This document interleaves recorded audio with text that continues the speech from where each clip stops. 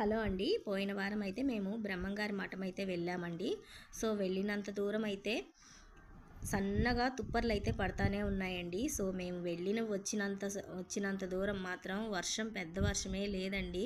So, ఇంటి దగ్గర అందరూ మాత్రం తుఫానంట వెళ్ళొద్దు అని అన్నారు. అయినా కూడా మేము స్వామివారు ఉన్నారు అని చెప్పేసి మమ్మల్ని అడుగడుగునా కాపాడుతాడు అని చెప్పేసి మేమైతే బయలుదేరాము. సో, వెళ్ళినంత దూరం వర్షం అయితే పెద్ద వర్షమే లేదండి. పెద్ద గాలి కూడా ఏం లేదు.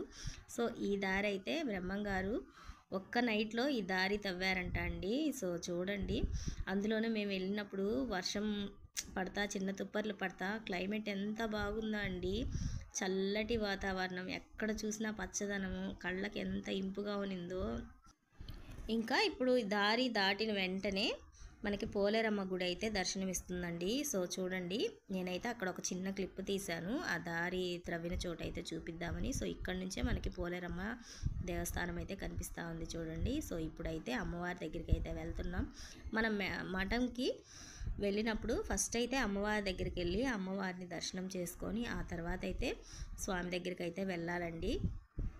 సో, అమ్మ అనుగ్రహం అయితే తీసుకొని అక్కడి నుంచి అయితే వెళ్ళాలి. సో, మేమైతే ఇప్పుడు పోలేరమ్మ దగ్గరికి వెళ్తున్నాం. ఆమె దర్శనం చేసుకొని అక్కడి నుంచి ఇంకా లోపలికైతే వెళ్తామండి. ఇంతకుముందు అయితే మేము వచ్చినప్పుడైతే ఈ గోడలు అవంతా లేవండి. అంటే లాస్ట్ ఇయర్ వచ్చినప్పుడు ఇంతవరకు మాత్రమే కట్టేసి ఉన్నారు. అమ్మవారి గుడి అప్పుడే కట్టున్నారు. ఇంకా పెయింటింగ్స్ అంతా ఏం వేయలేదు.